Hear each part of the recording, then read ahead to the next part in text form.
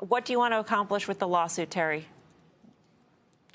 Well, there's a couple things. First of all, under the Dodd-Frank Act, and this will all be laid out in the lawsuit, under the Dodd-Frank Act, it clearly defines what a swap is and what a future is. And when there's two parties exchanging payments to each other, that's deemed a swap.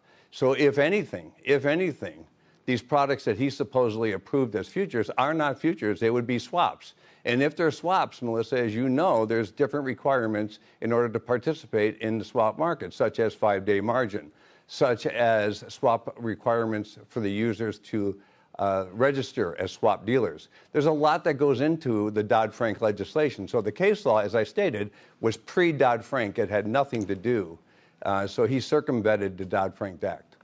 So basically, I mean, if it plays out in your favor, Terry, it sounds like Kalshi would, in other prediction markets, would not be able to offer these products unless they became swap dealers themselves? Correct. They would have to list them as swaps if that's the way that it came out. I still believe that he is in violation of the Commodity Exchange Act. But again, my suit will be based around the Dodd-Frank Act of 2010, not the Commodity Exchange Act of 2000. So, Terry, I get calls, I get Twitter. This perp thing scared Terry. He's going to retire because of it. And my response to them is, my instinct suggests that this was planned in the fall of last year. It's probably when you started talking about this. Lynn's been there since 2006. So speak to the genesis of this and sort of quell any concerns. You know, Guy, thank you for that. And I almost backed out of putting this release out this morning when I did hear after I heard those calls, because if you know me, I'm always up for a good battle. I've never shied away from one, and I won't shy away from this. I've been working on this plan with my board for 8 months. I didn't start working on it 2 weeks ago Friday when there was a quick approval of a perpetual future. So this takes a lot of time, a lot of fiduciary. This is the biggest obligation of any public company board, and my board took it very seriously. Lynn Fitzpatrick's going to be a dynamite CEO here at CME Group, and I will help transition her over the next year and a half as I'll be here.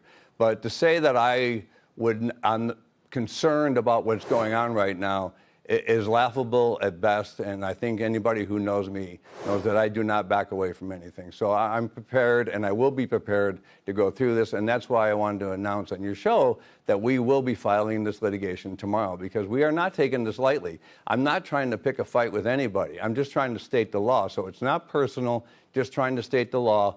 Melissa asked me the question, would I list this? I need to understand what the rules of the road are first before I list anything, and I don't think the rules of the road are very clear. There's a lot of, I would say, misrepresentation of certain facts. Do you think the CFTC is misrepresenting certain facts?